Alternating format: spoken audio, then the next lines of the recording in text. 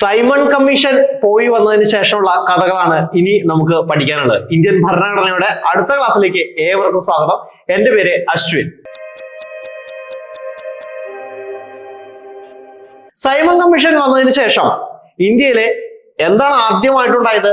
British പാർലമെന്റിന് Indian ഭരണഘടന, പുതിയതായിട്ടൊരു ഭരണഘടന കൊണ്ടുവരണം അല്ലെ. 1919 ഗവൺമെന്റ് ഓഫ് ഇന്ത്യ ആക്ടിന് ശേഷം ഇന്ത്യയിലെ സുപ്രധാനമായിട്ടുള്ള ഒരു നിയമം കൊണ്ടുവരാൻ വേണ്ടിയിട്ടാണ് നമ്മുടെ സൈമൺ കമ്മീഷൻ വന്നത്. പക്ഷേ സൈമൺ കമ്മീഷന് എഗെയിൻസ്റ്റ് ആയിട്ടുള്ള ഒരുപാട് പ്രതിഷേധങ്ങൾക്കൊക്കെ ശേഷം 1930, 31, 32 കാലഘട്ടങ്ങളിലെ 3 വട്ടമേശ സമ്മേളനങ്ങൾ ഇന്ത്യയിൽ നടന്നു. 3 വട്ടമേശ സമ്മേളനങ്ങൾ. വട്ടമേശ സമ്മേളനങ്ങള് ഡീറ്റെയിൽ ആയിട്ട് നമുക്ക് പഠിക്കാനുണ്ട്. അത് ഹിസ്റ്ററി ക്ലാസ്സിൽ പഠിക്കുന്നതാണ് നല്ലത്. കോൺസ്റ്റിറ്റ്യൂഷൻ ക്ലാസ്സിനകത്ത് അത്രയും ഡീറ്റെയിൽ ആയിട്ട് വട്ടമേശ സമ്മേളനത്തിലേക്ക് ഞാൻ പോണില്ല. അങ്ങനെ വട്ടമേശ സമ്മേളനങ്ങൾ നടന്നു. സൈമൺ കമ്മീഷന്റെ ശുപാർശകളെ കുറിച്ച് ഡീറ്റെയിൽ ആയിട്ട് അവര് പഠിച്ചു. അതിനുശേഷം ചർച്ച ചെയ്തു. അതിനുശേഷം ഒരു വൈറ്റ് പേപ്പർ പ്രഖ്യാപിച്ചു. ഒരു വൈറ്റ് പേപ്പർ പ്രസിദ്ധീകരിച്ചു. ആര് പ്രസിദ്ധീകരിച്ചു? ഈ വട്ടമേശ സമ്മേളനങ്ങൾക്ക് ശേഷം ബ്രിട്ടീഷ് സർക്കാർ ഒരു വൈറ്റ് പേപ്പർ പ്രസിദ്ധീകരിച്ചു. അതിന്റെ അടിസ്ഥാനത്തിലെ പുതിയ ഭരണഘടന ഇന്ത്യയിൽ കൊണ്ടുവരാൻ തീരുമാനിച്ചു. ആ ഭരണഘടനയുടെ പേരാണ് ഗവൺമെന്റ് ഓഫ് ഇന്ത്യ ആക്ട് 1935. 1935 എന്ന് പറയുന്ന ഗവൺമെന്റ് ഓഫ് ഇന്ത്യ ആക്ടിനെ അത് വരാൻ കാരണമായ പദ്ധതി അല്ലെങ്കിൽ ശുപാർശ ചെയ്തത് എവിടെ നിന്നാണെന്ന് ചോദിച്ചു കഴിഞ്ഞാൽ 3ാം വട്ടമേശ സമ്മേളനത്തിന്റെ അവസാനമായി പ്രഖ്യാപിച്ച വൈറ്റ് പേപ്പറാണ്. ആ വൈറ്റ് പേപ്പറിൽ നിന്നുമാണ് 1935 ഗവൺമെന്റ് ഓഫ് ഇന്ത്യ ആക്ട് വരുന്നത്. ഇതിന് ഒരുപാട് പ്രത്യേകതകളുണ്ട്. ഇന്ത്യയിലെ ഏറ്റവും വലിയ ബ്രിട്ടീഷ് പാർലമെന്റ് ഇന്ത്യയിൽ പാസാക്കിയ ഏറ്റവും വലിയ നിയമം ഏതാണെന്ന് ചോദിച്ചാൽ ഏതാണ്? ഗവൺമെന്റ് ഓഫ് ഇന്ത്യ ആക്ട് 1935 ആണ്. ഏകദേശം 321 സെക്ഷനുകളും 10 ഷെഡ്യൂളുകളും ഒക്കെയുള്ള വലിയ ബൃഹത്തായിട്ടുള്ള ഒരു ആക്ട് ആയിരുന്നു 1935 ആക്ട്. സെക്ഷൻ ഒന്നും കാണാപ്പടം പഠിക്കേണ്ട ആവശ്യമില്ല. ഓക്കെ, സോ ഇന്ത്യയിലെ പ്രഖ്യാപിച്ച ഏറ്റവും വലിയ നിയമം ഏതാണെന്ന് ചോദിച്ചാൽ ഗവൺമെന്റ് ഓഫ് ഇന്ത്യ ആക്ട് 1935. അത് പ്രഖ്യാപിക്കാൻ കാരണമായത് എന്തായിരുന്നു? 3ാം വട്ടമേശ സമ്മേളനത്തിന് ശേഷം വന്ന വൈറ്റ് പേപ്പർ മറക്കണ്ട. അങ്ങനെ ഈ 1935 ഗവൺമെന്റ് ഓഫ് ഇന്ത്യ ആക്ട് പ്രഖ്യാപിക്കുന്ന സമയത്ത് അല്ലെങ്കിൽ പാസ്സാക്കുന്ന സമയത്തുള്ള ഇന്ത്യയിലെ വൈസ്രോയി ചോദിക്കാൻ സാധ്യതയുണ്ട്. ആരാണത്? വില്ലിംഗ്ടൺ പ്രഭു ആണ്. ആരാണ്? വില്ലിംഗ്ടൺ പ്രഭു. മറക്കണ്ട, വില്ലിംഗ്ടൺ പ്രഭു. പക്ഷെ 1935 പാസ്സാക്കിയാലും ഇത് നിലവിൽ വരുന്ന എപ്പോഴാ? 1937 2 വർഷത്തിന് ശേഷം 1937 ഇത് നിലവിൽ വരുന്നത്. 1937 അപ്പോഴേക്കും നമ്മുടെ വൈസ്രോയി മാറി, പുതിയ വൈസ്രോയി വന്നു. ആരാണ്? ലിൻലിത്കോ. ആരാണ്? ലിൻലിത്കോ പ്രഭു. ലിൻലിത്കോ പ്രഭു. ലിൻലിത്കോ പ്രഭുവിനെ നിങ്ങൾക്ക് അറിയായിരിക്കുമല്ലോ. ആരാണ് പ്രഭു? ആരാണ് ലിൻലിത്കോ പ്രഭു എന്ന് പറയുന്നത്? ആരാണ്? അത് ഇന്ത്യയിലെ ഏറ്റവും കൂടുതൽ കാലം വൈസ്രോയി ആയിരുന്ന വ്യക്തി. ആരാണ്? ലിൻലിത്കോ പ്രഭു ആണ്. പഠിച്ചു വെക്കുക, ലിൻലിത്കോ പ്രഭു. അപ്പോൾ ഇന്ത്യയിലെ ഗവൺമെന്റ് ഓഫ് ഇന്ത്യ ആക്ട് 1935 പാസ്സാക്കുന്ന സമയത്ത് ആ പ്രഭു ആരാണ്? അത് വില്ലിംഗ്ടൺ പ്രഭു ആണ്. വില്ലിംഗ്ടൺ പ്രഭു. അത് നിലവിൽ വരുമ്പോഴോ ലിൻലിത്കോ പ്രഭു. മാറിപ്പോവരുത്, പഠിച്ചു വെക്കുക കേട്ടോ. ആരാണ് ഇദ്ദേഹം? Samuel Hoyer. സാമുവൽ ഹോയർ എന്ന് പറയുന്നത് ഈ 1935 ഗവൺമെന്റ് ഓഫ് ഇന്ത്യ ആക്ടിന്റെ ശില്പി. ആരാണ്? ശില്പി, architecture of government of India act 1935. ആരാണ്? അത് സാമുവൽ ഹോയർ ആണ്. സാമുവൽ ഹോയർ ശില്പിയാണ്, ആർക്കിടെക്ട് ആണ് കേട്ടോ. എന്തിന്റെ architect? Government of India act 1935. ഇനി ഈ 1935 ഗവൺമെന്റ് ഓഫ് ഇന്ത്യ ആക്ടിൽ നിന്നും ഒരുപാട് കാര്യങ്ങൾ നമ്മുടെ നിലവിലുള്ള ഇന്ത്യൻ ഭരണഘടനയിലേക്ക് കൊണ്ടുവന്നിട്ടുണ്ട്. ഒരുപാട് കാര്യങ്ങൾ എന്നതിനേക്കാൾ ഉപരി നമുക്ക് ഇങ്ങനെ പറയാം, ഇന്ത്യൻ ഭരണഘടനയിലേക്ക് ഏറ്റവും കൂടുതൽ കാര്യങ്ങൾ കടം കൊണ്ടിട്ടുള്ളത് എവിടെ നിന്നുമാണ് എന്ന് ചോദിച്ചു കഴിഞ്ഞാൽ ചിലവർ ആലോചിക്കും, അമേരിക്കൻ ഭരണഘടനയാണോ, ജർമ്മൻ ഭരണഘടനയാണോ, ബ്രിട്ടീഷ് ഭരണഘടനയാണോ? ഇതൊന്നുമല്ല. ഗവൺമെന്റ് ഓഫ് ഇന്ത്യ ആക്ട് 1935 നിന്നുമാണ്. 1935 ഗവൺമെന്റ് ഓഫ് ഇന്ത്യ ആക്ടിൽ നിന്നുമാണ് ഏറ്റവും കൂടുതൽ കാര്യങ്ങൾ ഇന്ത്യൻ ഭരണഘടനയിലേക്ക് കടമെടുത്തിട്ടുള്ളത്. സോ അതുകൊണ്ട് തന്നെ ഈ ആക്ടിനെ എന്ത് പേരിൽ അറിയപ്പെടുന്നു? ഇന്ത്യൻ ഭരണഘടനയുടെ blue print of Indian constitution. Blue print of Indian constitution എന്നറിയപ്പെടുന്നത് ഗവൺമെന്റ് ഓഫ് ഇന്ത്യ ആക്ട് 1935 ആണ്. മറക്കരുത്, 1935. ഓക്കെ, ഇനി ഇതിലൂടെ ഒരുപാട് മാറ്റങ്ങൾ കൊണ്ടുവന്നു, ഇന്ത്യയിലെ ഒരുപാട് മാറ്റങ്ങൾ കൊണ്ടുവന്നു. കാരണം 1919 ആക്ട് പഠിപ്പിച്ചപ്പോൾ നമ്മൾ കുറെ കാര്യങ്ങൾ പറഞ്ഞിരുന്നു, മാറ്റങ്ങൾ വന്ന കാര്യങ്ങളൊക്കെ പറഞ്ഞിട്ടുണ്ടായിരുന്നു. അതിലൊന്ന് പ്രധാനപ്പെട്ട ഒരു കാര്യമായിരുന്നു പ്രവശ്യകളിലെ വിഭരണം കൊണ്ടുവന്നു എന്ന് നമ്മൾ പഠിച്ചു അല്ലെ. 1919 മൊണ്ടേഗു ചെംസ്ഫോർഡ് റിഫോംസ് പഠിച്ചപ്പോ നമ്മൾ പറഞ്ഞു പ്രവശ്യകള് പ്രൊവിൻഷ്യസിനകത്ത് ദ്വിഭരണം കൊണ്ടുവന്നു, ഡയാർക്കി കൊണ്ടുവന്നു എന്ന് പഠിച്ചു അല്ലെ. പക്ഷെ ഇവിടെ എന്ത് ചെയ്തു? ആ പ്രവശ്യകളിലെ ദ്വിഭരണം അവസാനിപ്പിച്ചു. വേണ്ട, മതി. മനസ്സിലായോ? പ്രവശ്യകളിലെ ദ്വിഭരണം എന്ത് ചെയ്യുന്നു? അവസാനിപ്പിക്കുന്നു. ഓക്കെ, പകരം എന്ത് ചെയ്യുന്നു എന്നറിയോ? ഇതിൽ പോയിന്റ് എഴുതിയിട്ടില്ല, ശ്രദ്ധിക്കുക. ഫെഡറൽ ഗവൺമെന്റിനകത്ത് ദ്വിഭരണം കൊണ്ടുവരുന്നു. അതായത് ട്രാൻസ്ഫേർഡ് സബ്ജക്ട് അല്ലെ, റിസർവ്ഡ് സബ്ജക്ട്, അങ്ങനെ രണ്ടായിട്ട് തിരിക്കുന്ന ഒരു രീതി ഉണ്ടല്ലോ. ആ രീതി എവിടെ കൊണ്ടുവന്നു? അത് കേന്ദ്ര ഗവൺമെന്റിൽ അല്ലെങ്കിൽ ഫെഡറൽ ഗവൺമെന്റ് എന്ന് പറയുന്ന ഫെഡറൽ സ്ട്രക്ചറിനകത്ത് എന്ത് കൊണ്ടുവരുന്നു? ഈ ദ്വിഭരണം കൊണ്ടുവരുന്നു. അപ്പോ പ്രവിശ്യകളിലെ ദ്വിഭരണം അവസാനിപ്പിച്ചു, പകരം ഫെഡറൽ സർക്കാരിനകത്ത് ഫെഡറൽ സംവിധാനത്തിനകത്ത് എന്ത് കൊണ്ടുവരുന്നു? ദ്വിഭരണം കൊണ്ടുവന്നു. പഠിച്ചു വെക്കുക. ഇനി പ്രൊവിൻഷ്യൽ ഓട്ടോണമി പ്രഖ്യാപിച്ചു. പ്രവശ്യ സ്വയംഭരണം. അതായത് പ്രവശ്യകൾക്ക് ഒരുപാട് പവേഴ്സ് കൊണ്ടുവരികയാണ് കേട്ടോ. ഇതുവരെ സെൻട്രലൈസേഷൻ ആയിരുന്നു അല്ലെ. ഇത്രയും നേരം നിങ്ങൾ ശ്രദ്ധിച്ചു കഴിഞ്ഞാൽ അറിയാം, സെൻട്രലൈസേഷൻ എന്നുള്ളത് കൊണ്ടുവന്നുകൊണ്ടിരിക്കുന്നത്, എല്ലാത്തിനും സെൻട്രൽ സ്ട്രക്ചറിലേക്ക് കൊണ്ടുവരും, യുണൈറ്റഡ് ഇന്ത്യ ആക്കുക, ആ രീതിയിലേക്ക് കൊണ്ടുവന്നതിൽ നിന്നും ഒരു മാറ്റം കൊണ്ടത് ഡീസെൻട്രലൈസേഷൻ ആക്കുന്നു അല്ലെ. എല്ലാ പ്രവിശ്യകൾക്കും എന്ത് ചെയ്യുന്നു? അവർക്കെല്ലാം ഓട്ടോണമികൾ പ്രഖ്യാപിക്കുന്നു. നിങ്ങൾ ഭരിച്ചോ, അങ്ങനെ ആക്കുന്നു. മനസ്സിലായോ? അതുപോലെ തന്നെ അന്നുണ്ടായിരുന്ന 11 പ്രവിശ്യകളിൽ 6ലും, അതാണ് 6/11 എന്ന് ഞാൻ ഇരിക്കുന്നത് കേട്ടോ. 6/11 എന്താണ്? 11 പ്രവിശ്യകൾ ഉണ്ടായിരുന്നു. അതിൽ 6 പ്രവിശ്യകളിലും ദ്വിമണ്ഡല സമ്പ്രദായം കൊണ്ടുവരുന്നു. ബൈകാമറലിസം. എന്താണ് ബൈകാമറലിസം? നമ്മൾ കഴിഞ്ഞ ക്ലാസ്സിലൊക്കെ പഠിച്ച അല്ലെ. സോ ബൈകാമറലിസം ഇത് എവിടെയാ കൊണ്ടുവരുന്നത്? പ്രൊവിൻസസിനകത്ത് കേട്ടോ, പ്രവിശ്യകളില്. കഴിഞ്ഞ 1919 ആക്ടില് ഈ ബൈകാമറലിസം പറഞ്ഞത് എവിടെയാ? അത് ഫെഡറൽ സ്ട്രക്ചറിലായിരുന്നു അല്ലെ, അല്ലാണ്ട് എവിടെയല്ല, പ്രവിശ്യകളിലല്ല. ഇപ്പൊ എന്തിനാ പറയുന്നത്? പ്രവിശ്യകളിലാണ്. പ്രൊവിൻസസിനകത്ത് പ്രവശ്യകള് 11 ഉണ്ടായിരുന്നു. അതിൽ 6ലും എന്തുകൊണ്ടുവരും? ദ്വിമണ്ഡല സമ്പ്രദായം. ദ്വിമണ്ഡലം എന്ന് പറഞ്ഞാൽ 2 മണ്ഡലങ്ങൾ അല്ലെ, കൗൺസിലും അസംബ്ലിയും എന്നൊക്കെ പറഞ്ഞ 2 സമ്പ്രദായങ്ങൾ അല്ലെ, 2 മണ്ഡലങ്ങളുള്ള സമ്പ്രദായം, അതാണ് ദ്വിമണ്ഡല സമ്പ്രദായം. അത് കൊണ്ടുവരുന്നു. എത്ര എണ്ണത്തിലാ? 6 ആകെ എത്ര? 11. ക്ലിയർ ആണല്ലോ? ഓക്കെ. പിന്നെ ഇത്രയും നാള് നമ്മൾ പഠിച്ചുകൊണ്ടിരുന്ന കുറെ ആക്ടുകളിലെ കൗൺസിൽ ഓഫ് ഇന്ത്യ ആക്ട് എന്നൊക്കെ പറഞ്ഞാൽ നമ്മൾ പഠിച്ചിരുന്നു അല്ലെ.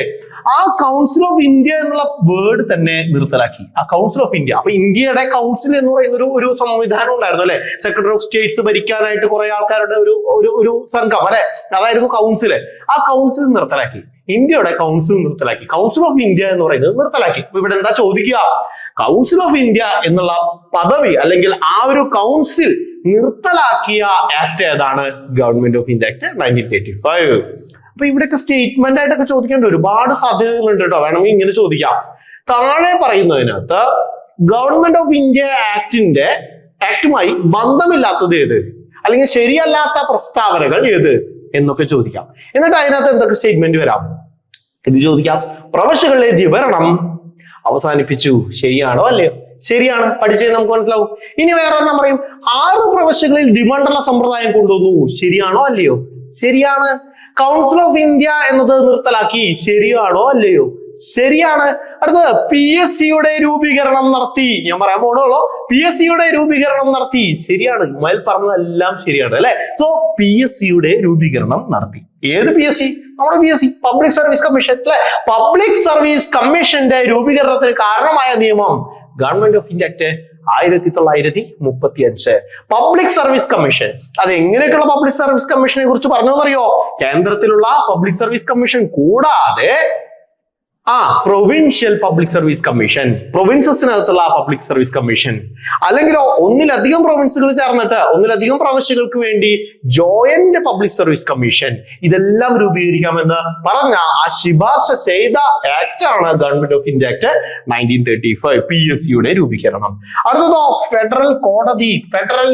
നിങ്ങൾ പഠിച്ചിട്ടുണ്ടോ? ഫെഡറൽ കോടതിയുടെ രൂപീകരണത്തിന് കാരണമായ നിയമം 1935 ഗവൺമെന്റ് ഓഫ് ഇന്ത്യ ആക്ട്.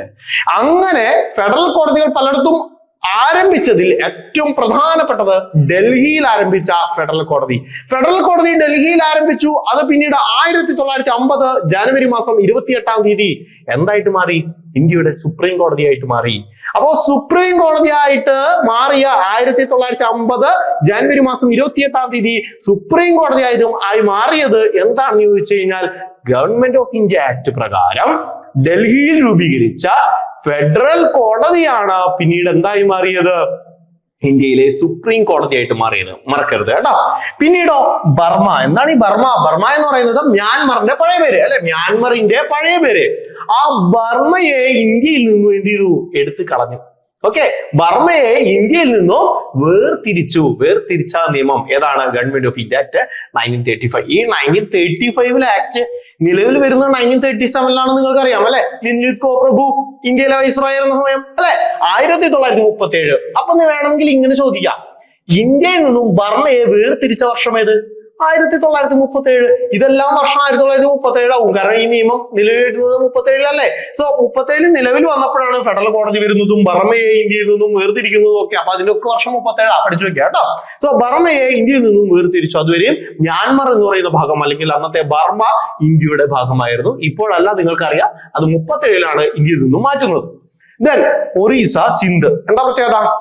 അതായത് അന്നുണ്ടായിരുന്ന പ്രവിശ്യകളിൽ ബീഹാറിന്റെ ഭാഗമായിരുന്ന കുറച്ച് പ്രദേശങ്ങളെ മാറ്റി നിർത്തി ഒറീസ എന്ന പുതിയ പ്രവിശ്യ രൂപീകരിച്ചു.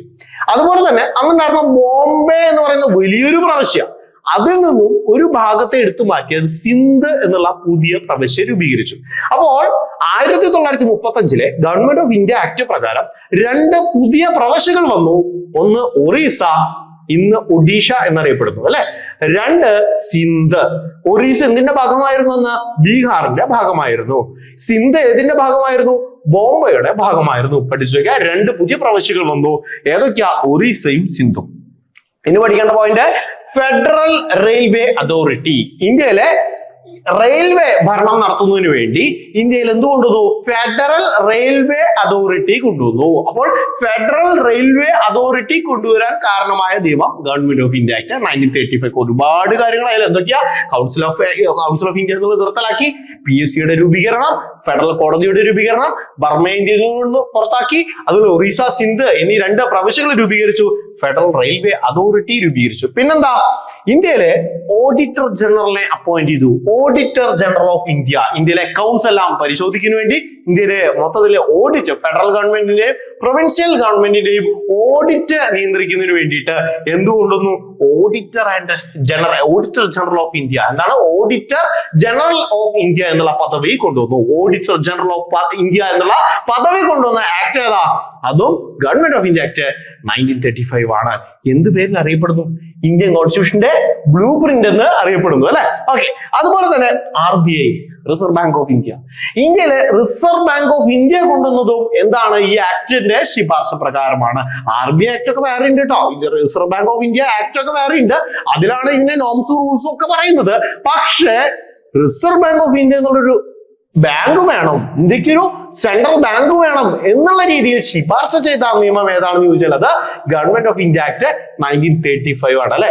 നമുക്കറിയാം പല പദ്ധതികൾ, ഇപ്പൊ റെയിൽവേ അതോറിറ്റി ആണെങ്കിലും അതുപോലെ തന്നെ PSC ആണെങ്കിലും ഇതിനൊക്കെ ഒരുപാട് കമ്മീഷനുകളൊക്കെ രൂപീകരിച്ച് അതിന്റെ ശുപാർശകളൊക്കെ ഉണ്ട്. പക്ഷെ അതെല്ലാം ഒരുമിച്ചാക്കി ഇന്ത്യയുടെ ഒരു നിയമപ്രകാരം ഇങ്ങനൊക്കെ വേണം എന്ന് പറഞ്ഞ നിയമം ഏതാണെന്ന് ചോദിച്ചാൽ അത് ഗവൺമെന്റ് ഓഫ് ഇന്ത്യ ആക്ട് 1935 ആണ് കേട്ടോ. So federal railway authority, auditor general of India, RBI. അടുത്ത് പറഞ്ഞു, അടുത്തൊരു പോയിന്റ് സ്ഥിരമായി PSC ചോദിക്കുന്നതാണ്, machine with strong brakes but no engine. എന്താണ്? Machine with strong brake but no engine. Engine ഇല്ലാത്ത ശക്തമായ ബ്രേക്കുകളോടുകൂടിയ യന്ത്രം എന്ന് ഈ നിയമത്തെ വിശേഷിപ്പിച്ചത് ആര്? മറ്റാരുമല്ല, ഇന്ത്യയുടെ ആദ്യത്തെ പ്രധാനമന്ത്രിയായിരുന്ന ജവഹർലാൽ നെഹ്റു ആണ് അല്ലെ. ഇന്ത്യയുടെ ജവഹർലാൽ നെഹ്റു എന്ത് വിശേഷിപ്പിച്ചു ഈ ആക്ടിനെ കുറിച്ച് പറഞ്ഞത്? Machine with strong brakes but no engine. Engine ഇല്ലാത്ത ശക്തമായ ബ്രേക്കുകളോട് കൂടിയ യന്ത്രം എന്ന് ഗവൺമെന്റ് ഓഫ് ഇന്ത്യ ആക്ട് 1935 കുറിച്ച് വിശേഷിപ്പിച്ച വ്യക്തിയാണ് ജവഹർലാൽ നെഹ്റു. അങ്ങനെ 1935 ഗവൺമെന്റ് ഓഫ് ഇന്ത്യ ആക്ട് 1937 വന്നു എന്ന് പറഞ്ഞു, ഒരുപാട് മാറ്റങ്ങൾ കൊണ്ടുവന്നു എന്ന് പറഞ്ഞു. പക്ഷേ ആരും പ്രതീക്ഷിക്കാത്ത ഒരു കാര്യം ലോകത്ത് നടന്നു. എന്താ അത്? രണ്ടാം ലോക മഹായുദ്ധം 1939 ആരംഭിച്ച് 1945 വരെ നീണ്ട ഏകദേശം 5-6 വർഷങ്ങളോളം നീണ്ടു നിന്ന രണ്ടാം ലോക മഹായുദ്ധം നടന്നു.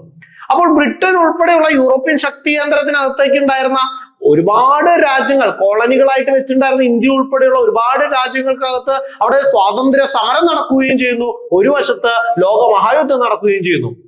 സ്വാഭാവികമായിട്ടും ഈ രാജ്യങ്ങളെല്ലാം, ശക്തി കേന്ദ്രങ്ങളെല്ലാം ലോകമഹായുദ്ധത്തിനകത്തേക്ക് ശ്രദ്ധ കേന്ദ്രീകരിച്ചപ്പോ ഇപ്പുറത്തുള്ള പല ഭരണങ്ങളും വിട്ടുകൊടുക്കേണ്ടി വന്നു. അതിലൊന്നായിരുന്നു ഇന്ത്യ. ഇന്ത്യയിൽ ശക്തമായ സ്വാതന്ത്ര്യ സമരം നടക്കുന്നു, അതോടൊപ്പം ലോകമഹായുദ്ധം നടക്കുന്നു. ലോകമഹായുദ്ധത്തിന്റെ ഇടയിലെ ലോകമഹായുദ്ധത്തിലേക്ക് ഇന്ത്യയിലെ ആൾക്കാരെ മുഴുവൻ ബ്രിട്ടനെ സപ്പോർട്ട് ചെയ്യുന്നതിന് വേണ്ടിയിട്ട് ഒരുപാട് ഓഫറുകൾ വന്നു. ഇന്ത്യക്ക് പുത്രിക രാജ്യപദവി തരാം, ഇന്ത്യയെ ഞങ്ങളുടെ ഡൊമിനിയനായിട്ട് കാത്തു സൂക്ഷിച്ചു കൊള്ളാം, നിങ്ങൾക്ക് സ്വാതന്ത്ര്യം തരാം, അങ്ങനെ ഒരുപാട് ഓഫറുകൾ വന്നു. അങ്ങനെയുള്ള ഓഫറുകളാണ് 1940 വന്ന ഓഗസ്റ്റ് ഓഫറും 1942 വന്ന ക്രിപ്സ് മിഷനും 1945 വേവൽ പദ്ധതിയും എല്ലാം ഇതിന്റെ എക്സാമ്പിളുകളായിരുന്നു. പക്ഷെ അവിടെ ഒന്നും തന്നെ പൂർണ്ണമായും സ്വാതന്ത്ര്യം തരാം. ഇന്ത്യൻ നാഷണൽ കോൺഗ്രസിന്റെ 1929 ലാഹോറിലെ കോൺഫറൻസിൽ പ്രഖ്യാപിച്ച പൂർണ്ണ സ്വരാജ് ഡിക്ലറേഷൻ, പൂർണ്ണ സ്വാതന്ത്ര്യം, പൂർണ്ണ സ്വരാജ്, ഇത് നൽകാമെന്ന് മാത്രം ആര് പറഞ്ഞില്ല? ബ്രിട്ടീഷ് ഗവൺമെന്റ് പറഞ്ഞില്ല. ഇവിടെല്ലാം ഒരുപാട് ഓഫറുകൾ വന്നു. ഇതെല്ലാം ചരിത്രത്തിന്റെ ഏടുകളായതുകൊണ്ടാണ് ഞാൻ ഇവിടെ നിർത്തുന്നത്. ഇതിൽ ഒരുപാട് പോയിന്റുകൾ നിങ്ങൾക്ക് പഠിക്കാനുണ്ട്. ഇതെല്ലാം ഹിസ്റ്ററി ക്ലാസ്സിൽ വരും കേട്ടോ. സോ നമുക്ക് കോൺസ്റ്റിറ്റ്യൂഷനിലേക്ക് കടക്കുമ്പോൾ എന്താ വരുന്നത്? 1947 ഇന്ത്യയിൽ എന്ത് ചെയ്യുന്നു? ഇതൊന്നും പോരാതെ ക്യാബിനറ്റ് മിഷൻ എന്ന് പറയുന്ന പദ്ധതിയിലേക്ക് വരുന്നു. 47 നമുക്ക് സ്വാതന്ത്ര്യം കിട്ടുന്നു, അതിൽ 46 ക്യാബിനറ്റ് മിഷൻ വരുന്നു. 1946 ക്യാബിനറ്റ് മിഷൻ വളരെയധികം കോൺസ്റ്റിറ്റ്യൂഷനായിട്ട് ബന്ധമുണ്ട്. കാരണം എന്താ? ഇന്ത്യൻ കോൺസ്റ്റിറ്റ്യൂവന്റ് അസംബ്ലി രൂപീകരിക്കാൻ കാരണമായ കമ്മീഷൻ അല്ലെങ്കിൽ അതിന് കാരണമായ പദ്ധതി ചോദിച്ചാൽ അത് ക്യാബിനറ്റ് മിഷൻ പദ്ധതിയാണ്. ക്യാബിനറ്റ് മിഷന്റെ നിർദ്ദേശപ്രകാരം, ശുപാർശ പ്രകാരമാണ് ഇന്ത്യയിലെ കോൺസ്റ്റിറ്റ്യൂവന്റ് അസംബ്ലി രൂപീകരിക്കുന്നത്. വളരെ ഇമ്പോർട്ടന്റ് ആയിട്ടുള്ള ചോദ്യമാണ്. ഇന്ത്യയിലെ കോൺസ്റ്റിറ്റ്യൂവന്റ് അസംബ്ലി, ഭരണഘടനാ നിർമ്മാണ സഭ രൂപീകരിക്കാൻ കാരണമായിട്ടുള്ള കമ്മീഷൻ ഏതാണ്, അല്ലെങ്കിൽ പദ്ധതി ഏതാണ്, പ്ലാൻ ഏതാണ് എന്നെല്ലാം ചോദിച്ചാൽ ഏതാണ്? ക്യാബിനറ്റ് മിഷനാണ് കേട്ടോ. സോ ക്യാബിനറ്റ് മിഷൻ പഠിക്കുമ്പോൾ തന്നെ നമുക്കൊരു 4-5 പേരുകൾ പഠിക്കാം. ആദ്യത്തെ പേര് ക്ലമന്റ് ആറ്റ്ലി പഠിച്ചു നോക്കിയാൽ. ക്ലമന്റ് ആറ്റ്ലി എന്നുള്ള സംവിധായകനെ നിങ്ങൾക്ക് എല്ലാവർക്കും അറിയാം അല്ലെ? സോ ഇത് ക്ലമന്റ് ആറ്റ്ലി ആണ്. പിന്നീട് ബ്രിട്ടന്റെ പ്രധാനമന്ത്രിയായി മാറിയിട്ടുള്ള ഒരു വ്യക്തിയാണ് ക്ലമന്റ് ആറ്റ്ലി അല്ലെ? ക്ലമന്റ് ആറ്റ്ലി ബ്രിട്ടന്റെ പ്രധാനമന്ത്രിയായിരുന്നു അല്ലെ? ബ്രിട്ടീഷ് പ്രധാനമന്ത്രി. ക്യാബിനറ്റ് മിഷനെ ഇന്ത്യയിലേക്ക് അയച്ച ബ്രിട്ടീഷ് പ്രധാനമന്ത്രി ആരാണ്? ക്ലമന്റ് ആറ്റ്ലി ആണ്. പഠിച്ചു വെക്കുക. ക്ലമന്റ് ആറ്റ്ലി ബ്രിട്ടീഷ് പ്രധാനമന്ത്രിയായിരുന്നു. ഇന്ത്യയിലേക്ക് ആരയച്ചു? ക്യാബിനറ്റ് മിഷനെ അയച്ചു. അടുത്ത വേവൽ പ്രഭു. ആരാണ് വേവൽ പ്രഭു? നമ്മൾ കഴിഞ്ഞ കുറച്ചു മുമ്പ് പറഞ്ഞു ലില്ലിത് കോ പ്രഭുവിനെ കുറിച്ച് അല്ലെ? അവസാനമായിട്ട് ഏറ്റവും കൂടുതൽ കാലം, ഇന്ത്യയിലെ ഏറ്റവും കൂടുതൽ കാലം വൈസ്രോയ ആയ വ്യക്തിയാണ് ലില്ലിത് കോ പ്രഭു അല്ലെ? അതിനുശേഷം വന്ന പ്രഭുവാണ് വേവൽ പ്രഭു. അപ്പൊ വേവൽ പ്രഭു ഇന്ത്യയുടെ വൈസ്രോയി. ക്യാബിനറ്റ് മിഷൻ ഇന്ത്യയിൽ വരുമ്പോൾ ഇന്ത്യയിലെ വൈസ്രോയി ആരായിരുന്നു എന്ന് ചോദിച്ചാൽ വേവൽ പ്രഭു. രണ്ടുപേര് പഠിച്ചോ? ക്ലമന്റ് ആറ്റ്ലി അന്നത്തെ പ്രധാനമന്ത്രി, അന്നത്തെ വൈസ്രോയി വേവൽ പ്രഭു. ആരാടുത്തത്? Pethick Lawrence. പഠിച്ചു വെക്കുക. പെത്തിക് ലോറൻസ് ആരാണ്? പെത്തിക് ലോറൻസ് വളരെ ഇമ്പോർട്ടന്റ് ആണ്. അതുകൊണ്ടാണ് വീണ്ടും പറയുന്ന ക്യാബിനറ്റ് മിഷന്റെ അധ്യക്ഷൻ. ക്യാബിനറ്റ് മിഷനിലെ 3 അംഗങ്ങളായിരുന്നു ഉണ്ടായിരുന്നത്. 3 പേരും ബ്രിട്ടീഷ് ക്യാബിനറ്റിലെ അംഗങ്ങളായിരുന്നു. അതുകൊണ്ടാണ് അതിന്റെ ക്യാബിനറ്റ് മിഷൻ എന്നുള്ള പേര് വന്നത്. ബ്രിട്ടീഷ് ക്യാബിനറ്റിൽ നിന്നും 3 പേരെ അയച്ചു. അതിലൊരാള് പെത്തിക് ലോറൻസ്, അതിന് ഹെഡ്, ചെയർമാൻ അല്ലെ, അധ്യക്ഷൻ. അടുത്തത് A.V. അലക്സാണ്ടർ. ആരാണ്? A.V. അലക്സാണ്ടർ. പഠിച്ചു വെക്കുക. A.V. അലക്സാണ്ടർ. അപ്പൊ ഇത് പഠിച്ചോ? Pethick Lawrence chairman, A.V. Alexander. അടുത്തത് സ്റ്റാഫോർഡ് ക്രിപ്സ് എന്താ? 1942 ക്രിപ്സ് മിഷൻ പറഞ്ഞില്ലേ? ആ ക്രിപ്സ് തന്നെ സ്റ്റാഫോർഡ് ക്രിപ്സ്. ആരൊക്കെയാണപ്പോ? Pethick Lawrence, A.V. Alexander, Stafford Cripps. 3 പേരുകൾ മറക്കാതെ പഠിക്കുക. Pethick Lawrence, A.V. Alexander, Stafford Cripps. അപ്പൊ ക്ലമന്റ് ആറ്റ്ലി ആരായിരുന്നു? ഇന്ത്യയുടെ പ്രധാനമന്ത്രി. ഇന്ത്യയുടെയോ അല്ല, ബ്രിട്ടന്റെ പ്രധാനമന്ത്രി, ബ്രിട്ടീഷ് പ്രധാനമന്ത്രി ക്ലമന്റ് ആറ്റ്ലി. വേവൽ പ്രഭു ആരായിരുന്നു? ഇന്ത്യയിലെ വൈസ്രോയി. ഇന്ത്യയുടെയാണോ? അതെ, ഇന്ത്യയുടെ വൈസ്രോയി അല്ലെ? ഞാൻ പെത്തിക് ലോറൻസോ ഇതിന്റെ അധ്യക്ഷൻ, ഇതിന്റെ ക്യാബിനറ്റ് മിഷന്റെ അധ്യക്ഷൻ. പിന്നെ ആരുണ്ട്? A.V. അലക്സാണ്ടറും സ്റ്റാഫോർഡ് ക്രിപ്സും. ക്ലിയർ ആണല്ലോ? 5 പേരുകളൊക്കെ ആണല്ലോ. 1946 മാർച്ച് മാസം 23 പഠിച്ചു നോക്കിയ. മാർച്ച് മാസം 23 കറാച്ചിയിലെത്തി ആര്? Cabinet mission. ഇന്ന് കറാച്ചി പാകിസ്ഥാനല്ല. അന്ന് ഇന്ത്യയിൽ തന്നെയാ അല്ലെ, ഇന്ത്യയിലെത്തി എന്ന് പറഞ്ഞാൽ കറാച്ചി തന്നെ, കറാച്ചിയിൽ എത്തിയാൽ ഇന്ത്യയിൽ എത്തിയെന്ന് തുല്യ. പക്ഷെ നിലവിലുള്ള ഇന്ത്യ എന്ന് പറയുമ്പോൾ കറാച്ചി പെടില്ലല്ലോ. സോ ഡൽഹിയിലെത്തിയതാ മാർച്ച് 24, പിറ്റേ ദിവസം ഡൽഹിയിലെത്തി.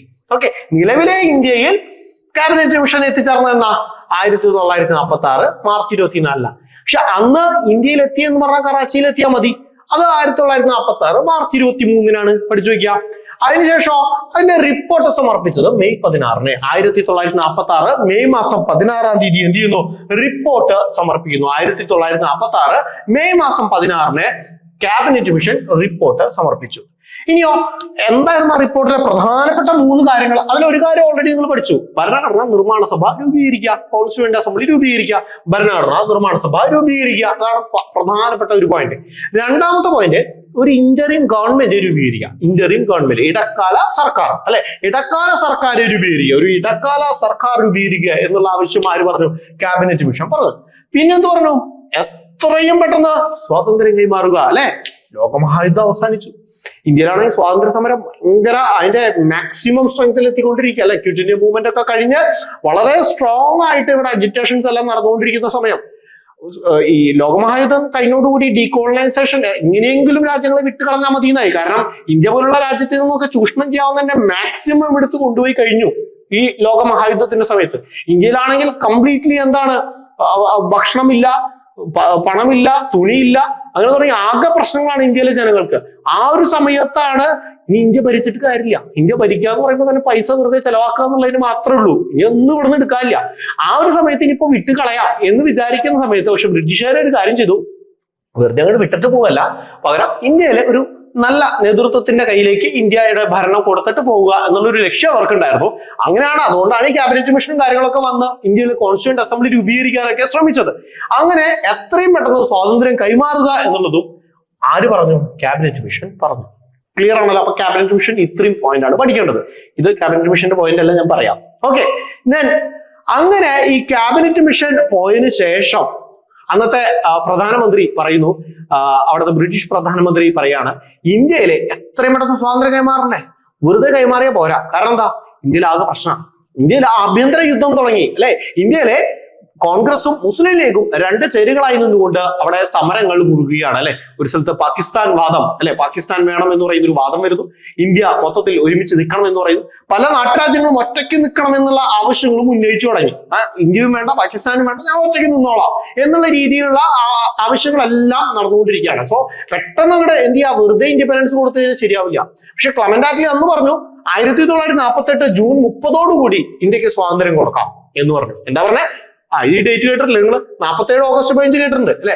47 ഓഗസ്റ്റ് 15 മുമ്പ് 1948 ജൂൺ 30 എന്നുള്ളൊരു ഡേറ്റ് പ്രഖ്യാപിച്ചിട്ടുണ്ടായിരുന്നു ബ്രിട്ടീഷ് പ്രധാനമന്ത്രി. ആ ഡേറ്റിൽ ഇന്ത്യക്ക് സ്വാതന്ത്ര്യം കൊടുക്കാമെന്ന് ആദ്യം പറഞ്ഞിട്ടുണ്ടായിരുന്നേ. അതിനായിട്ട് എന്ത് ചെയ്യുന്നു? വേവൽ പ്രഭു അല്ലെ ഇന്ത്യയിൽ വൈസ്രോയി ആയിട്ട് നിൽക്കുന്നത്. ആ വേവൽ പ്രഭുവിനെ മാറ്റിയിട്ട് ബ്രിട്ടീഷ് രാജാവിന്റെ ആ ഒരു കാലഘട്ടത്തിലുള്ള ആ രാജാവിന്റെ ആ കുടുംബത്തിൽപ്പെട്ട ഈ ലോകത്ത് തന്നെ പല രാജ്യങ്ങളും കീഴടക്കാനായിട്ട് ബ്രിട്ടൻ വളരെ സന്തോഷത്തോടുകൂടി ഏൽപ്പിച്ചു വിട്ടുള്ള ഒരു വ്യക്തി ഉണ്ടായിരുന്നു. ആണ് മൗണ്ട് ബാറ്റൺ എന്ന് പറയുന്ന വ്യക്തി അല്ലെ. Mountbatten. അങ്ങനെ മൗണ്ട് ബാറ്റനെ ഇന്ത്യയുടെ ഭരണം ഏൽപ്പിക്കുന്നു, വൈസ്രോയി ആയിട്ട് പ്രഖ്യാപിക്കുന്നു. മൗണ്ട് ബാറ്റനെ ഇന്ത്യയുടെ വൈസ്രോയി ആയി പ്രഖ്യാപിക്കുന്നു. അവസാനത്തെ വൈസ്രോയി, ഇന്ത്യയിലെ അവസാന വൈസ്രോയി എന്നുള്ള നിലയിൽ മൗണ്ട് ബാറ്റനെ ഏൽപ്പിക്കുന്നു. മൗണ്ട് ബാറ്റൺ നമ്മുടെ ഫ്രീഡം അറ്റ് മിഡ് നൈറ്റ് എന്ന് പറയുന്ന പുസ്തകമുണ്ട്. ഫ്രീഡം അറ്റ് മിഡ് നൈറ്റ് എന്നുള്ള പുസ്തകത്തിനകത്ത് അവിടെ പറയുന്ന ലാരി കോളിൻസ് ഒക്കെ എഴുതി വെച്ചിട്ടുള്ള ഒരു വാക്യമുണ്ട്. മൗണ്ട് ബാറ്റൺ പല രാജ്യങ്ങളും ഭരിച്ചുകൊണ്ടിരിക്കുമ്പോൾ ഇന്ത്യ എന്ന് പറയുന്ന മഹത്തായ രാജ്യം ഭരിക്കണമെന്ന് ഒരുപാട് ആഗ്രഹം ഉണ്ടായിരുന്നു എന്ന് അദ്ദേഹം പറയുന്നുണ്ട്. പക്ഷെ അദ്ദേഹം സങ്കടത്തോടെയാണ് ഇന്ത്യയിലേക്ക് വരുന്നത്. കാരണം എന്താ? മുത്തശ്ശിമാരും മുത്തശ്ശന്മാരെല്ലാം പറഞ്ഞു കേട്ട കഥകളിൽ നിന്നും ഉള്ള ഈ രാജ്യം ഭരിച്ച് സമ്പത്താക്കാൻ വേണ്ടിയിട്ടല്ല വരുന്നത്. പകരം അത് സ്വന്തം രാജ്യത്തിന്റെ കയ്യിൽ നിന്നും വിട്ടുകൊടുക്കാനായിട്ടായിരുന്നു മൗണ്ട് ബാറ്റൺ വരുന്നുണ്ടായിരുന്നത് കേട്ടോ. സോ അങ്ങനെ മൗണ്ട് ബാറ്റൺ എന്ത് ചെയ്യുന്നു? ഇന്ത്യയിൽ ഭരിക്കാനായിട്ട് വൈസ്രോയി ആയിട്ട്, ഇന്ത്യയുടെ അവസാന വൈസ്രോയി ആയിട്ട് വരുന്നു. മൗണ്ട് ബാറ്റൺ എന്താ ഉത്തരവാദിത്തം കൊടുത്തത്? ഇന്ത്യയെ രക്തക്കറകളില്ലാതെ ഇന്ത്യയെ വിഭജിച്ച് 2 രാജ്യങ്ങളാക്കി അവരെ ഭരണം ഏൽപ്പിക്കുക എന്നുള്ളതാണ് മൗണ്ട് ബാറ്റന്റെ ഉത്തരവാദിത്വം. വലിയ ഭാരിച്ച ഉത്തരവാദിത്തം. കാരണം ഇന്ത്യയിലെ ആകെ ആ സമയത്ത് രക്തം കൊണ്ട് നിറഞ്ഞ യുദ്ധങ്ങൾ നടന്നുകൊണ്ടിരിക്കുക അല്ലെ. സോ കോൺഗ്രസ് മുസ്ലിം ലീഗിന്റെ ആ ഒരു ഇഷ്യൂ പരിഹരിച്ചുകൊണ്ട് വിഭജനത്തിനായിട്ട് മൗണ്ട് ബാറ്റൺ പദ്ധതി പ്രഖ്യാപിക്കുന്നു. അത് പ്രഖ്യാപിച്ചത് 1947 ജൂൺ മാസം 3-ാം തീയതിയായിരുന്നു. അതുകൊണ്ട് ഇതിനെ ജൂൺ 3rd പ്ലാൻ എന്നുള്ള പേരിൽ അറിയപ്പെടുന്നു. എന്താണ് ജൂൺ 3rd പ്ലാൻ? ജൂൺ 3 പദ്ധതി, ജൂൺ 3rd പ്ലാൻ എന്നുള്ള പേരിൽ അറിയപ്പെടുന്ന പദ്ധതി ഏതാണെന്ന് ചോദിച്ചാൽ അത് മൗണ്ട് ബാറ്റൺ പദ്ധതിയാണ്. നിന്നില്ല, രണ്ടുപേരല്ല, മൂന്നാമതൊരു പേരുണ്ട്. അതാണ് ബാൽക്കൺ പദ്ധതി. ബാൽക്കൺ പദ്ധതി മൂന്നാമത്തെ പേരാണ്. ഇനി നാലാമതൊരു പേരുണ്ട്, അതാണ് ഡിക്കി ബേർഡ് പദ്ധതി. ഡിക്കി ബേർഡ് പദ്ധതി 4 പേരുകളുണ്ട്. ഏതൊക്കെയാ പേരുകളാ നോക്കോ? മൗണ്ട് ബാറ്റൺ പദ്ധതി, അത് സിമ്പിൾ ആയിട്ട് അറിയാം, ആളുടെ പേര് തന്നെയാണല്ലോ. ജൂൺ 3rd പദ്ധതി, അത് നിലവിൽ വന്ന ഡേറ്റ്. അടുത്ത ബാൽക്കൺ പദ്ധതി, ഡിക്കി ബേർഡ് പദ്ധതി. ഇതെല്ലാം എന്താണ്? ഇതെല്ലാം മൗണ്ട് ബാറ്റൺ പദ്ധതി തന്നെയാണ് കേട്ടോ. എന്തായിരുന്നു ഈ പദ്ധതിയുടെ ഉദ്ദേശം? ഈ പദ്ധതിയുടെ ഉദ്ദേശം ഇത്രയേ ഉള്ളൂ: ഇന്ത്യയെ വിഭജിക്കുക. ഇന്ത്യ പാകിസ്ഥാൻ എന്നുള്ള രീതിയിൽ വിഭജിക്കുന്നു. മാത്രമല്ല ഇന്ത്യയുടെ ഭരണം എത്രയും പെട്ടെന്ന് കൈമാറുക എന്നുള്ളതെല്ലാമാണ് ഇതിലെ മൗണ്ട് ബാറ്റൺ പഠിച്ചത്. ഈ പദ്ധതി വന്നതോടുകൂടി തന്നെ എത്രയും പെട്ടെന്ന് ആ പദ്ധതിയുടെ ശുപാർശകളെല്ലാം നടപ്പിലാക്കുന്നതിന് വേണ്ടിയിട്ട് ഇന്ത്യയിൽ ഒരു ആക്ട് വന്നു. ആക്ടിന്റെ പേരെന്താ? Indian independence act. 1947 ഇന്ത്യയിൽ ബ്രിട്ടീഷ് സർക്കാർ കൊണ്ടുവന്ന അവസാനത്തെ നിയമം അല്ലെ. അതോടുകൂടി ഇന്ത്യക്ക് സ്വാതന്ത്ര്യം കിട്ടുക. അതോടുകൂടി ബ്രിട്ടൻ ഇന്ത്യ വിട്ട് പോവാ അല്ലെ. സോ ഇന്ത്യയിൽ ബ്രിട്ടീഷ് സർക്കാർ കൊണ്ടുവന്ന അവസാനത്തെ നിയമം ഏതാണെന്ന് ചോദിച്ചാൽ ഏതാ? Indian independence act 1947. ഇത് ബ്രിട്ടീഷ് പാർലമെന്റിൽ അവതരിപ്പിച്ചത് ജൂലൈ മാസം 4-ാം തീയതി. 47 ജൂലൈ മാസം 4, വർഷം ഇനി മറക്കില്ല. 47 നിങ്ങൾക്ക് അറിയണതാ അല്ലെ. 47 ജൂലൈ 4. ദെൻ അതിന് രാജകീയ അംഗീകാരം ലഭിച്ചു ജൂലൈ 18. പാർലമെന്റിൽ അവതരിപ്പിച്ചത് ജൂലൈ 4, രാജകീയ അംഗീകാരം ലഭിച്ചത് ജൂലൈ 18. നിലയിൽ വന്നതോ നിങ്ങൾക്കറിയാം 1947 ഓഗസ്റ്റ് മാസം 15. അതോടുകൂടി ഓഗസ്റ്റ് 15 ഇന്ത്യക്ക് സ്വാതന്ത്ര്യം ലഭിച്ചു. അപ്പൊ ഇന്ത്യക്ക് 1947 ഓഗസ്റ്റ് 15 സ്വാതന്ത്ര്യം ലഭിച്ചു എന്നൊക്കെ പണ്ട് പഠിച്ചിട്ടുണ്ട് അല്ലെ. കാരണം എന്താ? അന്നാണ് ഇന്ത്യൻ ഇൻഡിപെൻഡൻസ് ആക്ട് നിലവിൽ വന്നത്. സോ അവസാനത്തെ നിയമം ബ്രിട്ടീഷ് പാർലമെന്റ് ഇന്ത്യയിൽ പാസ്സാക്കിയ അവസാന നിയമം 47. അതിനോടൊപ്പം നമ്മൾ വേറൊരു കാര്യം പഠിച്ചു. എന്താ? ഈ ബ്രിട്ടീഷ് പാർലമെന്റ് ഇന്ത്യയിൽ പാസ്സാക്കിയ ഏറ്റവും വലിയ നിയമം, ബൃഹത്തായ നിയമം ഏതായിരുന്നു? അത് ഗവൺമെന്റ് ഓഫ് ഇന്ത്യ ആക്ട് 1935 ആണ്. അവസാന നിയമം 47 ഇന്ത്യ ഇൻഡിപെൻഡൻസ് ആക്ട് ആണ്. ഡേറ്റുകളൊക്കെ ഓർമ്മയുണ്ടല്ലോ. 47 ജൂലൈ 4, 47 ജൂലൈ 18. ഓർമ്മയുണ്ട് എന്താ? രാജകീയ അംഗീകാരം 47 ഓഗസ്റ്റ് 15. ഇവിടെ കുറച്ച് ഡേറ്റ് പറഞ്ഞിട്ടുണ്ടായിരുന്നു, ഓർമ്മയുണ്ടോ? ഓർത്ത് നോക്കുക. 1946 മാർച്ച് 23 കറാച്ചിയിലെത്തി. ആര്? Cabinet mission. ക്യാബിനറ്റ് മിഷന്റെ അധ്യക്ഷൻ ആരാ? പ്രത്തിക് ലോറൻസ്. ഓർമ്മയുണ്ടോ? ബാക്കി അംഗങ്ങൾ ആരാ? എ.വി. അലക്സാണ്ടറും പിന്നെ സ്റ്റഫോർഡ് ക്രിപ്സ് അല്ലെ. പിന്നെ അന്നത്തെ പ്രധാനമന്ത്രി ആരാ? എസ് ക്ലമന്റ് ആറ്റ്ലിയാണ്. ആ സമയത്തുള്ള വൈസ്രോയി ആരാ? വേവൽ പ്രഭുവാണ്. ക്ലിയർ ആണല്ലോ. വേവൽ പ്രഭുവിന് ശേഷം അവസാനമായിട്ടുള്ള വൈസ്രോയി ആരായിരുന്നു? മൗണ്ട് ബാറ്റൺ ആണ് അല്ലെ. ഇത്രയും കാര്യങ്ങളൊക്കെ അല്ലേ. സോ ഈ ഇന്ത്യ ഇൻഡിപെൻഡൻസ് ആക്ട് പ്രകാരം എന്ത് ചെയ്യുന്നു? ഇന്ത്യയുടെ ഭരണം ഇന്ത്യക്കാർക്ക് നൽകുന്നു. അതായത് അപ്പോ കുറച്ചു മുമ്പ് പറഞ്ഞ മൗണ്ട് ബാറ്റന്റെ പദ്ധതിയൊക്കെ നടപ്പിലാക്കണ്ടേ? യെസ്, അതിനു വേണ്ടിയിട്ട് സിറിൽ റാഡ്ക്ലിഫിനെ, ആരാണ്? Cyril Radcliffe. സിറിൽ റാഡ്ക്ലിഫ് കേട്ടോ. സിറിൽ റാഡ്ക്ലിഫിനെ നിയമിക്കുന്നു. എന്തിനു വേണ്ടിയിട്ടാ? ഇന്ത്യ പാകിസ്ഥാന്റെ അതിർത്തി നിർണ്ണയിക്കാൻ വേണ്ടിയിട്ട്. ഇന്ത്യ പാകിസ്ഥാൻ അതിർത്തി വേണ്ടേ? ആ അതിർത്തി കൃത്യമായിട്ട് ഡിമാർക്കേറ്റ് ചെയ്യാൻ വേണ്ടിയിട്ട് കൊണ്ടുവന്ന വ്യക്തിയാണ് ആര്? Cyril Radcliffe. അതുകൊണ്ട് ഇന്ത്യ പാകിസ്ഥാൻ ബൗണ്ടറിയെ എന്ത് പേരിൽ അറിയപ്പെടുന്നു? റാഡ്ക്ലിഫ് ലൈൻ എന്നറിയപ്പെടുന്നു അല്ലെ. റാഡ്ക്ലിഫ് ലൈൻ അല്ലെ. റാഡ്ക്ലിഫ് ലൈൻ എന്നറിയപ്പെടുന്നത് ഇന്ത്യ പാകിസ്ഥാൻ അതിർത്തി രേഖയാണ്. സിറിൽ റാഡ്ക്ലിഫ് ആണ് അത് വരച്ചത്. ക്ലിയർ ആണോ? അതുപോലെ ഈ ആക്ട് പ്രകാരം എന്തൊക്കെ മാറ്റങ്ങൾ വന്നു? ഒന്നാമത്തെ കാര്യം, ബ്രിട്ടീഷ് ഭരണം അവസാനിച്ചു അല്ലെ. ഇന്ത്യക്ക് ഭരണം കൊടുക്കുന്നു. ദെൻ വൈസ്രോയ് എന്ന് പറയുന്ന പദവി അവസാനിപ്പിച്ചു. പകരം താൽക്കാലികമായിട്ട് ഒരു ഗവർണർ ജനറൽ വരട്ടെ. എന്താണ്? ഗവർണർ ജനറൽ വരട്ടെ. ആ ഗവർണർ ജനറൽ വരാൻ കാരണം എന്താ? കോൺസ്റ്റിറ്റ്യൂന്റ് അസംബ്ലി അവിടെ നിൽക്കുക. കോൺസ്റ്റിറ്റ്യൂന്റ് അസംബ്ലിയിൽ നിന്നും കോൺസ്റ്റിറ്റ്യൂഷൻ ഒക്കെ ഇന്ത്യയിൽ വന്നാലും മാത്രമല്ലേ, കോൺസ്റ്റിറ്റ്യൂഷൻ വന്നു കഴിഞ്ഞാൽ മാത്രമല്ലേ ഇന്ത്യക്ക് ആരാണ് പ്രസിഡന്റ് ആണോ പ്രൈം മിനിസ്റ്റർ ആണോ അത് വേറെ ഏതെങ്കിലും പദവിയാണോ അതൊക്കെ അറിയുള്ളൂ. അതുവരെ ഒരു ഗവർണർ ജനറൽ ഇവിടെ നിൽക്കട്ടെ എന്നുള്ളൊരു തീരുമാനം എടുത്തു. സോ വൈസ്രോയ് എന്നുള്ള പദവി അവസാനിപ്പിച്ചു. പകരം ഗവർണർ ജനറൽ എന്നുള്ള പദവി കൊണ്ടുവന്നു. അതുപോലെ സെക്രട്ടറി ഓഫ് സ്റ്റേറ്റ് എന്നുള്ള പദവി അവസാനിപ്പിച്ചു. സെക്രട്ടറി ഓഫ് സ്റ്റേറ്റ്സ് നിങ്ങൾക്കറിയാം, ആ പദവി അവസാനിപ്പിച്ചു. പകരം എന്ത് ചെയ്യുന്നു? Secretary of state of Commonwealth.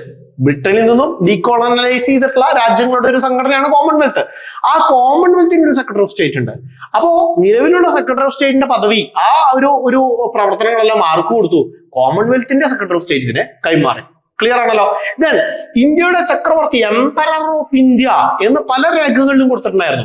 ആ രേഖകളിൽ നിന്നെല്ലാം എംപറർ ഓഫ് ഇന്ത്യ എന്നുള്ള പേര് വെട്ടിക്കളഞ്ഞു. ഇന്ത്യയുടെ ചക്രവർത്തി അങ്ങനെ ഒരാളില്ല. മനസ്സിലായോ? മർഗയ. ഓക്കെ, ദെൻ ഇന്ത്യൻ പാർലമെന്റ് ഉണ്ടോ? അപ്പോ ഇല്ല.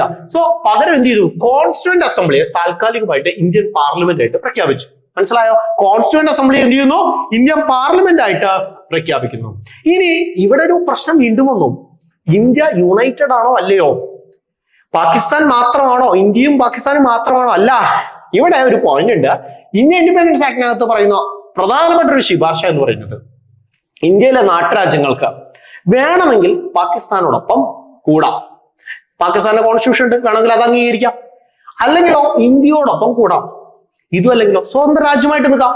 വേണമെങ്കിൽ ഒരു നാട്ടുരാജ്യത്തിന് ഇന്ത്യയോടൊപ്പം നിൽക്കാം, അല്ലെങ്കിൽ പാകിസ്ഥാനോടൊപ്പം നിൽക്കാം, അല്ലെങ്കിൽ സ്വതന്ത്ര രാജ്യമായിട്ട് നിൽക്കാം. അങ്ങനെ സ്വതന്ത്ര രാജ്യമായിട്ട് നിൽക്കാൻ ആഗ്രഹിച്ച 2-3 രാജ്യങ്ങൾ ഉണ്ടായിരുന്നു. അതാണ് കാശ്മീരും ജുനഗഡും അതുപോലെ ഹൈദരാബാദും. കാശ്മീരും ജുനഗഡും ഹൈദരാബാദും പിന്നീട് പല ആക്ഷനുകളിലൂടെ ഇന്ത്യ ഏറ്റെടുത്ത് ഇന്ത്യയിൽ ലയിപ്പിച്ചു. ഇതെല്ലാം യൂണിഫിക്കേഷന്റെ സമയത്ത് സർദാർ വല്ലഭായ് പട്ടേലിനെ പോലെയുള്ള ആൾക്കാരുടെ പ്രവർത്തനത്തിന്റെ ഫലമായിട്ട് എന്ത് ചെയ്യുന്നു? ഇന്ത്യയിൽ യൂണിഫൈഡ് ആയിട്ടുള്ള ഒരു ഇന്ത്യ സൃഷ്ടിക്കുകയുണ്ടായി. സോ അതുകൊണ്ടാണ് ഏകതാ പ്രതിമ, ഏകതയുടെ മുദ്ര ആയിട്ട് ആരെ പ്രഖ്യാപിക്കുന്നു? സർദാർ വല്ലഭായ് പട്ടേലിനെ പ്രഖ്യാപിച്ചിട്ടുള്ളത് അല്ലെ. സോ എന്ത് ചെയ്യുന്നു? അങ്ങനെ ഇന്ത്യയിലെ നാട്ടുരാജ്യങ്ങൾക്ക് പല ഓപ്ഷനുകളാണ് കൊടുത്തിട്ടുള്ളത്. ഇന്ത്യൻ ഇൻഡിപെൻഡൻസ് ആക്ട് പ്രകാരം വേണമെങ്കിൽ പാകിസ്ഥാനിലേക്കാം, അല്ലെങ്കിൽ ഇന്ത്യയിലേക്കാം, അല്ലെങ്കിൽ എന്ത് ചെയ്യാം? അല്ലെങ്കിൽ സ്വതന്ത്രമായിട്ട് നിൽക്കാം.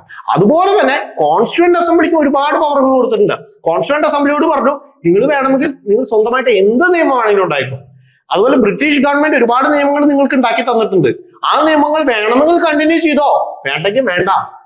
ഫോർ എക്സാമ്പിൾ IPC അല്ലെ, ഇന്ത്യൻ പീനൽ കോഡ് ആ സമയത്ത് ബ്രിട്ടീഷ് പാർലമെന്റ് ഉണ്ടാക്കിയിട്ടുള്ളതാ. വേണമെങ്കിൽ നിങ്ങൾ IPC കണ്ടിന്യൂ ചെയ്തോ, നിങ്ങൾ വേണ്ടെങ്കിൽ വേണ്ട. സോ IPC കണ്ടിന്യൂ ചെയ്യാൻ തീരുമാനിച്ചു. ഇപ്പോഴല്ലേ ഭാരതീയ ന്യായ സംഹിതയിലേക്ക് കടക്കാൻ പോകുന്നത്. സോ IPC വേണ്ടെങ്കിൽ വേണ്ട, വേണമെങ്കിൽ വേണം. ആ സമയത്തുള്ള നിയമങ്ങൾ ഏത് വേണമെങ്കിൽ നിങ്ങൾ നിലനിർത്താം, അല്ലെങ്കിൽ വേണ്ടാന്ന് വെക്കാം എന്നൊക്കെയുള്ള ഓപ്ഷൻസ് എവിടെ കൊടുത്തു? ഇന്ത്യൻ ഇൻഡിപെൻഡൻസ് ആക്ടിനകത്ത് പറഞ്ഞിട്ടുണ്ട്. ഈ മൗണ്ട് ബാറ്റനെ കുറിച്ച് ഒരു പോയിന്റ് കൂടി പറയാനുള്ളത് എന്താ? ഇന്ത്യ വൈസ്രോയി, അവസാനത്തെ വൈസ്രോയാണ് നമ്മൾ പഠിച്ചു. വൈസ്രോയിനെ കളഞ്ഞിട്ട് പുതിയ ഗവർണർ ജനറലിനെ കൊണ്ടുവന്നപ്പോ ആദ്യമായിട്ട് ഗവർണർ ജനറൽ ആക്കിയത് ആരെയാ? ഈ മൗണ്ട് ബാറ്റനെ തന്നെയാണ്. തൽക്കാലം ഭരിച്ചുകൊണ്ടിരിക്കുന്ന വ്യക്തി അല്ലെ, കുറച്ച് അങ്ങോട്ട് ഇവിടെ നിന്നോളാൻ പറഞ്ഞു അല്ലെ. ജവഹർലാൽ നെഹ്റു ഒക്കെ ആയിട്ട് വളരെയധികം കൂട്ടുകെട്ടുണ്ടായിരുന്ന വ്യക്തിയായിരുന്നു മൗണ്ട് ബാറ്റൻ, നിങ്ങൾക്ക് അറിയാം അല്ലെ. സോ മൗണ്ട് ബാറ്റൻ എന്ത് ചെയ്യുന്നു? ഇന്ത്യയുടെ ആദ്യത്തെ ഇൻഡിപെൻഡന്റ് ഇന്ത്യയുടെ ആദ്യത്തെ ഗവർണർ ജനറൽ ആയിട്ട് പ്രഖ്യാപിക്കുന്നു. പക്ഷെ അധികം നാളെ നിന്നില്ല. മൗണ്ട് ബാറ്റനെ മാറ്റി ഇന്ത്യക്കാരനെ തന്നെ ആ പദവിയിലേക്ക് കൊണ്ടുവന്നു. ആ വ്യക്തിയുടെ പേരാണ് ആര്? സി രാജഗോപാലാചാരി. ഗാന്ധിജിയുടെ മനസാക്ഷി സൂക്ഷിപ്പുകാരൻ, നിങ്ങൾക്കറിയാം അല്ലെ. ഈ ഗാന്ധിജിയുടെ മനസാക്ഷി സൂക്ഷിപ്പുകാരൻ എന്നറിയപ്പെടുന്ന സി രാജഗോപാലാചാരി ഇന്ത്യയിൽ 1954 ആദ്യമായി ഭാരത് രത്ന പ്രഖ്യാപിച്ചപ്പോൾ 3 ആറുകൾക്ക് കിട്ടി. ആരൊക്കെ ആറുകള്? CV രാമൻ R അല്ലെ, S രാധാകൃഷ്ണൻ R അല്ലെ, പിന്നെ സി രാജഗോപാലാചാരി. എല്ലാവരും ആറുകളാ അല്ലെ. എന്റെ വീട്ടിൽ എല്ലാവരും സുമേഷ്, രമേശ്, ഷീകളാണെന്ന് പറയില്ല. അതുപോലെ R അല്ലെ. C Rajagopalachari, CV Raman, doctor S Radhakrishnan, 3 പേർക്ക് 1954 ആദ്യത്തെ ഭാരത് രത്ന ലഭിച്ചപ്പോൾ അതിലുണ്ടായിരുന്ന ഒരു വ്യക്തിയായിരുന്നു സി രാജഗോപാലാചാരി അല്ലെ. ഈ സി രാജഗോപാലാചാരി ആണ് ഇന്ത്യയുടെ ഗവർണർ ജനറലായ ഒരേ ഒരു ഇന്ത്യക്കാരൻ. രാജഗോപാലാചാരിക്ക് ശേഷം വേറെ ആരും ആയിട്ടില്ല. അതിനുശേഷം ഇന്ത്യയിലെ ഗവൺമെന്റ് വന്നു, പാർലമെന്റ് വന്നു അല്ലെ. സോ സി രാജഗോപാലാചാരി മൗണ്ട് ബാറ്റന് ശേഷം എന്ത് ചെയ്യുന്നു? ഇന്ത്യയുടെ ഗവർണർ ജനറൽ ആയിട്ട് മാറുന്നു. പഠിച്ചു വെക്കുക കേട്ടോ. പിന്നെ ജവഹർലാൽ നെഹ്റുവോ? ഈ government of India act, Indian independence act 1947 നിലവിൽ വന്നപ്പോൾ മൗണ്ട് ബാറ്റനെ ഗവർണർ ജനറൽ ആയിട്ട് പ്രഖ്യാപിച്ചപ്പോൾ ജവഹർലാൽ നെഹ്റുവിനെ ഇന്ത്യയുടെ പ്രധാനമന്ത്രിയായിട്ട് പ്രഖ്യാപിക്കുകയുണ്ടായി. ഇന്ത്യയുടെ പ്രധാനമന്ത്രിയായിട്ട് ജവഹർലാൽ നെഹ്റുവിനെയും പ്രഖ്യാപിച്ചു. ഇത്രയും പോയിന്റുകളാണ് നമുക്ക് ഇന്ത്യൻ കോൺസ്റ്റിറ്റ്യൂന്റ് അസംബ്ലിയിലേക്ക് കടക്കുന്നതിന് മുമ്പായിട്ട് നമ്മൾ അറിഞ്ഞിരിക്കേണ്ട ഹിസ്റ്റോറിക്കൽ ബാക്ക്ഗ്രൗണ്ട്. ഒരുപാട് ഹിസ്റ്ററി നമ്മൾ പറഞ്ഞു പോയിട്ടുണ്ട്. പക്ഷെ നമുക്കൊരു കോൺസ്റ്റിറ്റ്യൂന്റ് അസംബ്ലിയും കോൺസ്റ്റിറ്റ്യൂഷനും എന്താണെന്ന് അറിയണമെങ്കിൽ ഇത്രയും നിയമങ്ങൾ നമ്മൾ കൗൺസിൽ ഓഫ് ഇന്ത്യ ആക്ടുകൾ പഠിച്ചു, അതുപോലെ ഗവൺമെന്റ് ഓഫ് ഇന്ത്യ ആക്ടുകൾ പഠിച്ചു, ചാർട്ടർ നിയമങ്ങൾ പഠിച്ചു അല്ലെ. അങ്ങനെ ഒരുപാട് നിയമങ്ങൾ പഠിച്ച് നമ്മളിങ്ങനെ സ്വാതന്ത്ര്യം നേടി കോൺസ്റ്റിറ്റ്യൂന്റ് അസംബ്ലിയിലേക്ക് അടുത്ത ക്ലാസ്സിൽ നമുക്ക് കടക്കാം. Thank you.